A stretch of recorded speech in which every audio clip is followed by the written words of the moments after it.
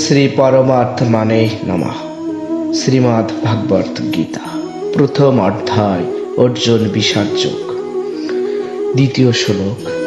সঞ্জয় উবাচ দিষ্টা তু পাণ্ডবানীকম উধান দুয়োধনস্তদা আচার্যামুপসংযম্য রাজা বচনমবিব্রীত।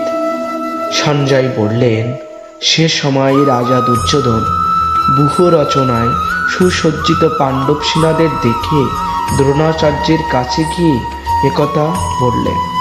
প্রশ্ন ১। দুর্যোধনকে কোন অভিপ্রায়ে রাজা বলা হয়েছে? সঞ্জয়ের দুর্যোধনকে রাজা বলার কয়েকটি অর্থ হতে পারে। ১. দুর্যোধন অত্যন্ত বীর এবং বড় রাজনীতিজ্ঞ ছিলেন। শাসনাদি সমস্ত কার্যই দুর্যোধনই দেখাশোনা করতেন। ২. সাধু সন্তগণ সকলকেই মান সম্মান দেন এবং সঞ্জয় ছিলেন সাধু স্বভাবের। ৩. পুত্রের প্রতি সম্মানসূচক বিশেষণের শুনে ধৃতরাষ্ট্র প্রসন্ন হবেন। প্রশ্ন ২। ব্যূহ রচনাযুক্ত পাণ্ডব সেনাদের দেখে দুর্যোধন আচার্য দ্রোণের কাছে কেন গেলেন?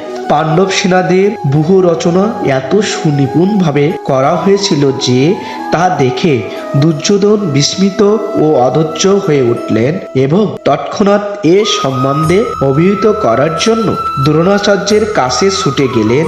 তিনি ভাবলেন, পাণ্ডব সেনাদের ব্যূহ রচনা দেখে ও শুনে ধনুর্বেদের মহান আচার্য গুরু দ্রোণ ওদের থেকে নিজেদের সেনাদের ব্যূহ আরও বিশেষভাবে তৈরি করার জন্য পিতামহকে পরামর্শ দেবেন। প্রশ্ন ৩। দুর্যোধন রাজা হয়ে নিজে কেন সেনাপতির কাছে গেলেন? তাকে কাছে ডেকে এনে কেন সব কথা বললেন না? যদিও পিতামহ ভীষ্ম প্রধান সেনাপতি ছিলেন, কিন্তু কৌরব সেনাদের মধ্যে গুরু দ্রোণাচার্যের স্থান অত্যন্ত উঁচু ও দায়িত্বপূর্ণ ছিল।